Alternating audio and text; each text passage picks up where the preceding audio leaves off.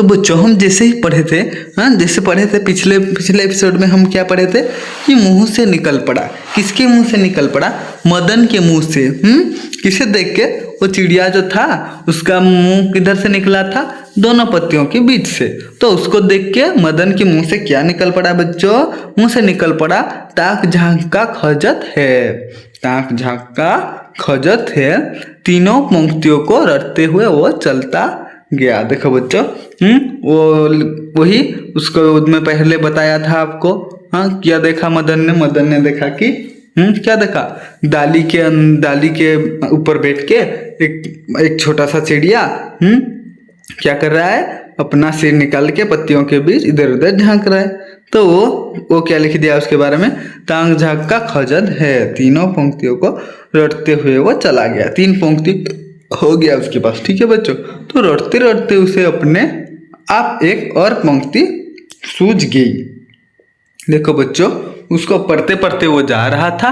फिर क्या हुआ? उसको अपने आप मतलब अपने आप खुद को क्या एक फिर और पंक्ति वो सूझ गई, मतलब उसके मन में आ गया।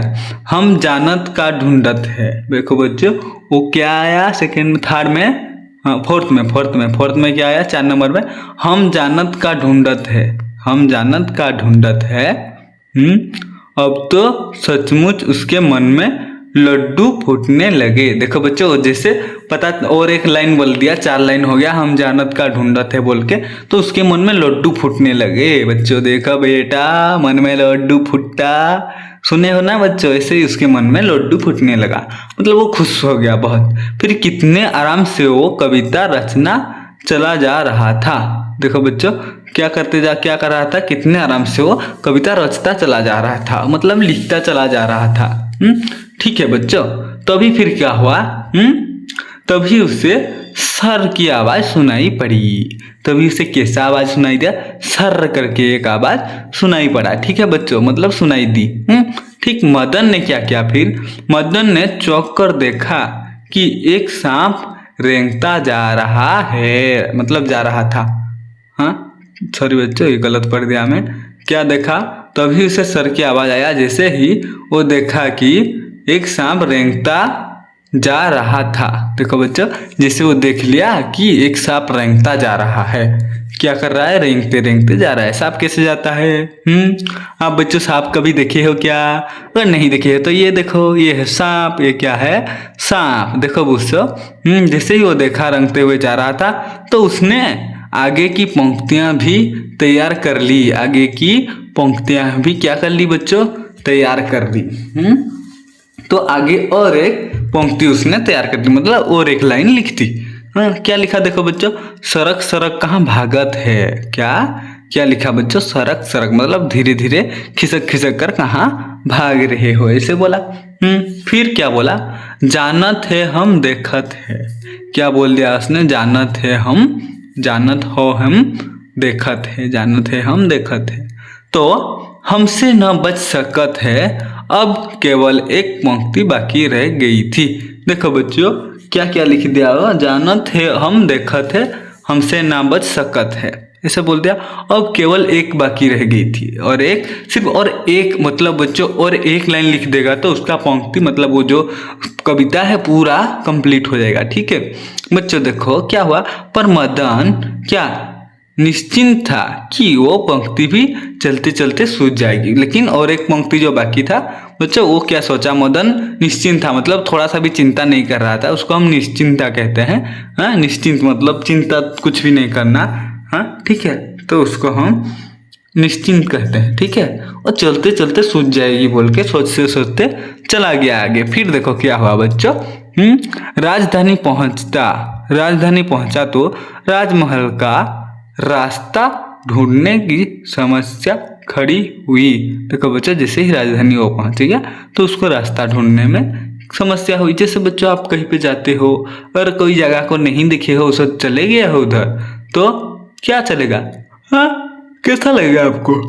बताओ मेरे को। अच्छा नहीं लगेगा, आप भटक जाओगे। उसको भी रास्ता पता नहीं था तो भटक गया।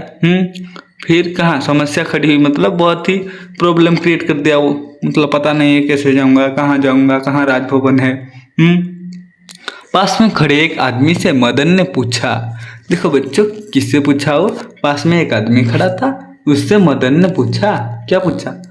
खड़े एक आदमी से मदन ने पूछा क्या? भैया, क्या पूछा? भैया, आपको राजमहल का रास्ता मालूम है? क्या बोला?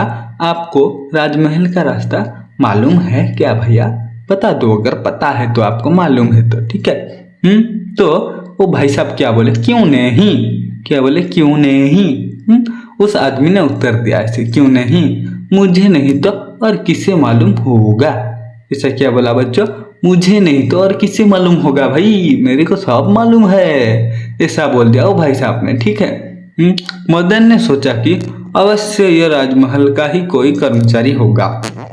जैसे ही वो बात बोला बच्चों, क्या बोला? मुझे नहीं तो और किसे पता होगा, ऐसा जैसे बोल दिया, वो सोचने लगा कि मदन सोचने लगा, क्या सोचने लगा? शायद ये राज कर्मचारी का एक होगा, मतलब वो राज्य में जो राजा के पास काम करते हैं, राजमहल में जो काम करते हैं, उसको राजमहल के कर्मचारी कहते हैं, ठीक है। तो उसने पूछा, आप कौन है साहब? आप कौन है साहब? आप कौन है साहब? साहब जी आप कौन हो, मेरे को बताओ। उत्तर मिला, धनुषा। क्या बोला? धनुषा, मैं हूँ धनुषा, धनुषा, धनुषा। मदन के दिमाग में एकाएक बिजली कौधी। देखो बच्चों, मदन के दिमाग में क्या हुआ? एकाएक, मतलब एकाएक बिजली कौधी। देखो बिजली जैसे कौधी मतलब जो लाइटिंग होता है, आपको पता है, बिजली मारता है, ऐसे ही हुआ। धनुषा, धनुषा भाई धनुषा। वो क्या बोला? और एक लाइन लिख दिया, धनुषा भाई धनुषा। हाँ, क्या बढ़िया शब्द थे, क्या बढ़िया शब्द थे ना? धनुषा भाई धनुषा, ऐसे क्या बढ़िया शब्द थे बोला। उसने इन्हीं शब्दों से अपनी कविता बना डाली। देखो बच्चे, उसको लास्ट में जोड़ दिया धनुषा भाई धनुषा को, और इतने में ही वो अपना कविता बना डाला, ठीक है। वो खुशी खुशी राजमहल पहुंचा। अंदर घुसने से पहले उसने अपनी कविता फिर दोहराई। देखो बच्चों, वो अंदर घुसने से पहले अपनी कविता फिर से दोहराई। क्या दोहराया? देखो बच्चों, क्या दोहराया? अगर जानना चाहते हो तो बच्चों नेक्स्ट वीडियो में आ जाना, ठीक है। तो बच्चों आज के लिए इतना ही। धन्यवाद बच्चों वीडियो देखने के लिए। अगर चाहते हो तो क्या बोला है वो दोहराया है कविता, क्या लिखा है मदन ने, तो नेक्स्ट पार्ट में आ जाओ, ठीक है बच्चों। धन्यवाद।